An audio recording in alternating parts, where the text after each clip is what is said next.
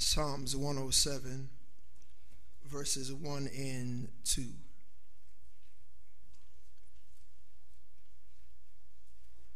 There you shall find these words. Oh, give thanks unto the Lord, for he is good, for his mercy endureth forever. Let the redeemed of the Lord say so, whom he have redeemed out of the hand of the enemy. And I just want to talk about for the next little while, say something. Say something.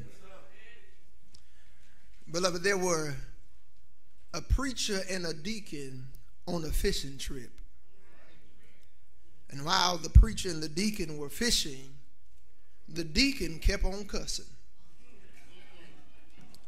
Pastor looked at the deacon and said, watch your mouth. You got to stop all this cussing.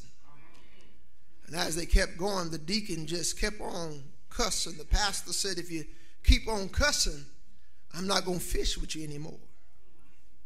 The pastor was fishing and something got a hold to his line and he was struggling to get the fish, and the fish was pulling him and the fish was pulling him and he pulling the fish, and then his line broke and he looked at the deacon and said, somebody ought to say something. You miss your cue. Every now and then God is waiting on us to say something.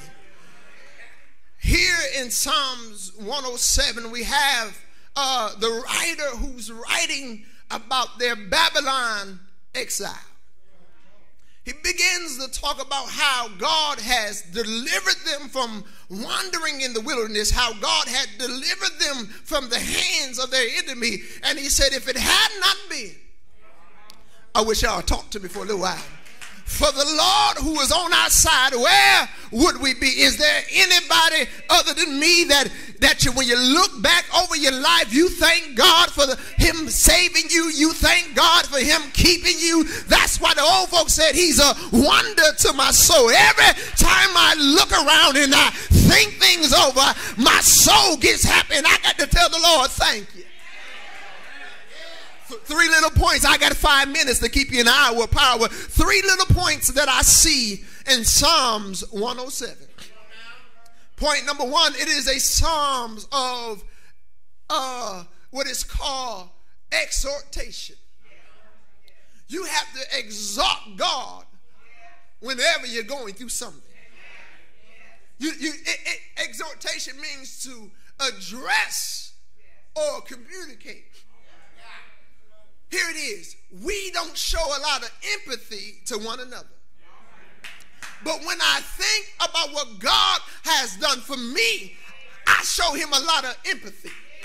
I show him not sympathy, but empathy. I can feel what you feel. I thank you for what you're doing for me. I appreciate you for waking me up this morning. I thank you for keeping me in my right mind. Is there anybody other than me that want to say, God, thank you for the little things?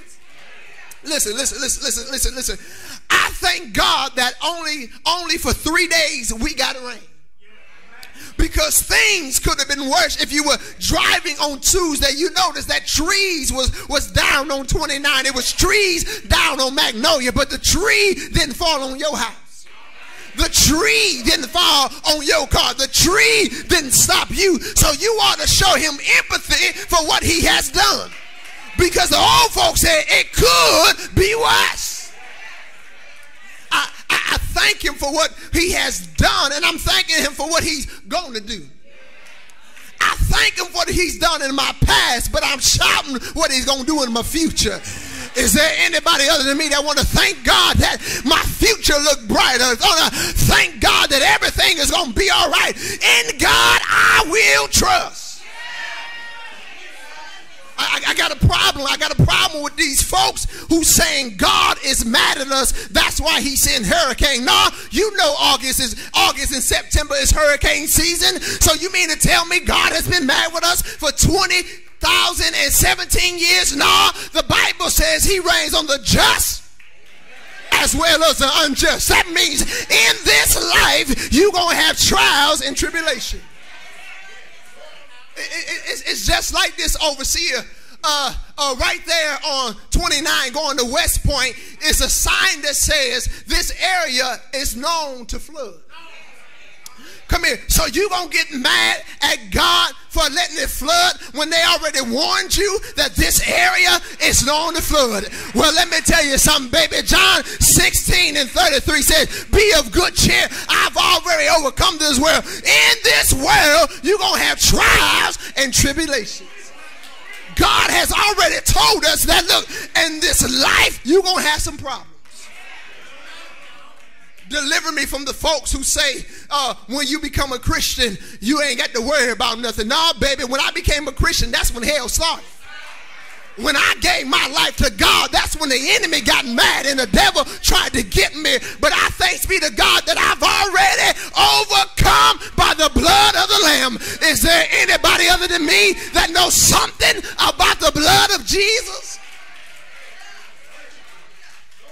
He says you got to learn how to have exhortation. You got to have empathy with God. That means to say to God, God, I thank you for everything you're doing. Listen, empathy. I told you when I go to Birmingham, when I want to take my time, I drive on 280. And when I'm on 280, I like to look at the handiwork of God. I like to look at the trees. I like to look at the grass. There's nobody out there tending to the grass or the trees, but those trees and those grass are greener than the ones in your yard. It is because God kisses the earth. His handiwork shows how much he cares about us, that he kisses the earth. How does he kisses the earth? He lets his sun shine on the stars. He let his sun shine on the flowers. He let his sun shine on the trees. And every now and then he lets his sun shine on me.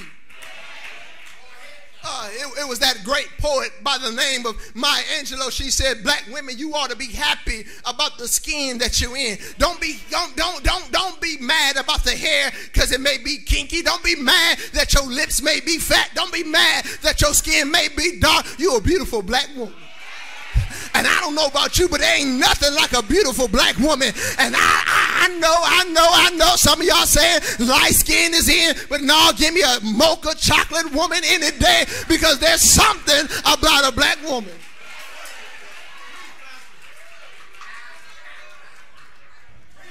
Not only does he talks about that we have to give him exhortation, but David says in this Psalms 107, he says there's an expiration. Y'all missed it. He says, let the redeemed of the Lord say so, whom he have redeemed out of the hands of an enemy. Now, the enemy may get his hands on you, but the enemy can't keep you. One thing I know about a storm is that a storm don't last forever. It may be a financial storm. It may be a health storm. It may be a marital storm. But guess what, baby? Storms don't last forever. If you just keep on pressing, you will find your way out of the storm. As they were interviewing people from Florida and people from Texas, they said the more they begin to drive north, the more they got away from the storm. Come here. The more you keep pressing, that's why I keep telling you, when you're going through something, don't stay away from the church, but come to the church.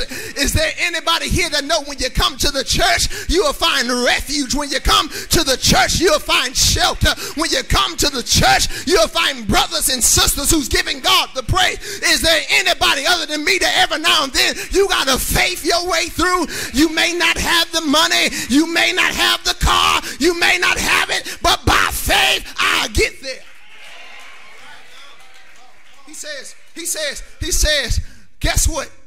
Everything has an end. Don't worry about the storm you're going through, because God will deliver you out of it. Come here. Listen. The reason you're here today is because God delivered you out of some things. Y'all don't know when to shout.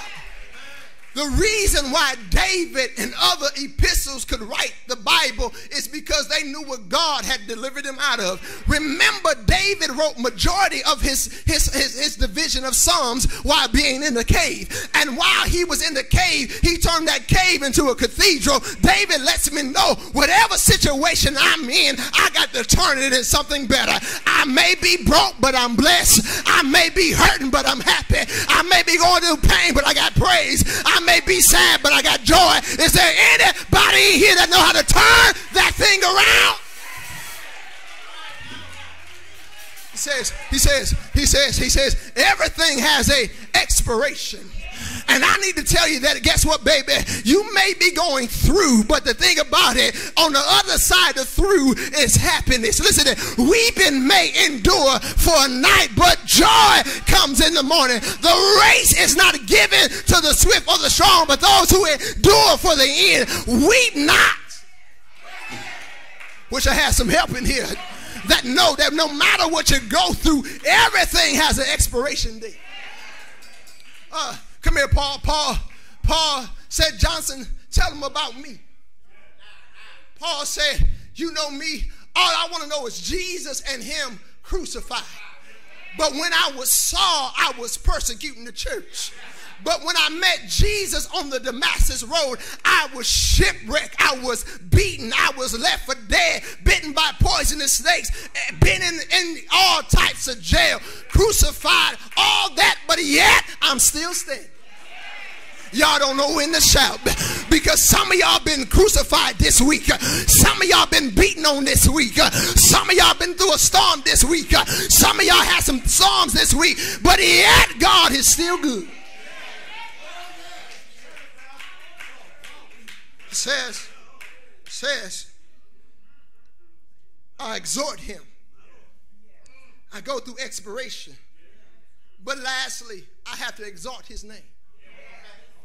He says, not just me, but let the redeemed of the Lord say so. You ain't got to say what I say. You ain't got to do what I do, but at least say something. I'm about to get in trouble. Here I am, Big Ten and SEC territory. Now, last Sunday, the Tigers wasn't saying nothing, but this Sunday, the Tigers got something to say. Y'all ain't talking to me. Last Sunday, that other team had something to say, and this Sunday, they got something to say, and even us Wolverines got something to say because our team won. You missed it already. I done snuck in your back door and you done missed it. The Tigers shouted this Sunday because they couldn't shout last Sunday. The reason why they're shouting this Sunday is because their team won. That other team shouted last Sunday and they're shouting this Sunday because their team won. I'm shouting last Sunday and this Sunday because my team won. Now, if I can shout for the Michigan Wolverines, surely you can shout for Jesus. Why would you shout for Jesus? 7 good reasons. Reason number 1, he woke you up this morning. Reason number 2, he woke you up this morning. Reason number 3, he woke you up this morning. Reason number 4, he woke you up this morning. Reason number 5, he woke you up this morning. Reason number 6, he woke you up this morning. Reason number 7, he woke you up this morning. And if he woke you up, kept you in your right mind, you ought to say something. What should I say? Oh, give thanks unto the Lord, for he is good. What shall I say? I will bless the Lord at all times. His praise shall continue to be in my mouth. What shall I say? Oh, give thanks unto the Lord, for he is good. Is there anybody in here other than me that got something to say? He is. There anybody in here that knows Jesus, the lily of the valley? Jesus, the bright and morning star. Is there anybody here that got something to say about the goodness of the Lord? Well, I got something to say. He woke me up this morning, clothed me in my right mind. I may have pain in my body, but I thank God that I'm still on top of the ground. Is there anybody here that got so much to thank God for? The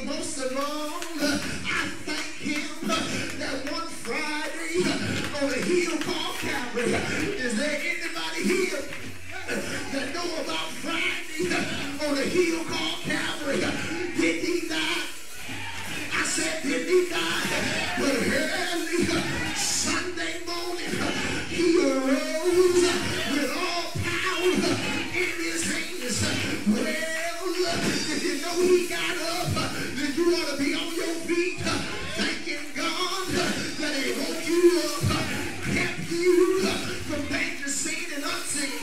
Is there anybody here that got a praise on your lips? What is your praise? Redeemed, redeemed. I am redeemed. I've been bought with the price. Jesus has changed my whole life. Is there anybody here other than me that want to tell him thank you for saving my soul? Thank you for getting me out of hell. Thank you for keeping me. Thank you for holding my family. Thank you for holding my children. Say yeah. Say yeah. Say yeah. Is there anybody here that know he'll walk with you? He'll talk with you. He'll hold your hand. He'll guide your feet. Then you want to look at your neighbor and tell your neighbor, you don't know like I know what the Lord has done for me. Look at your other neighbor. Say, neighbor, you don't know like I know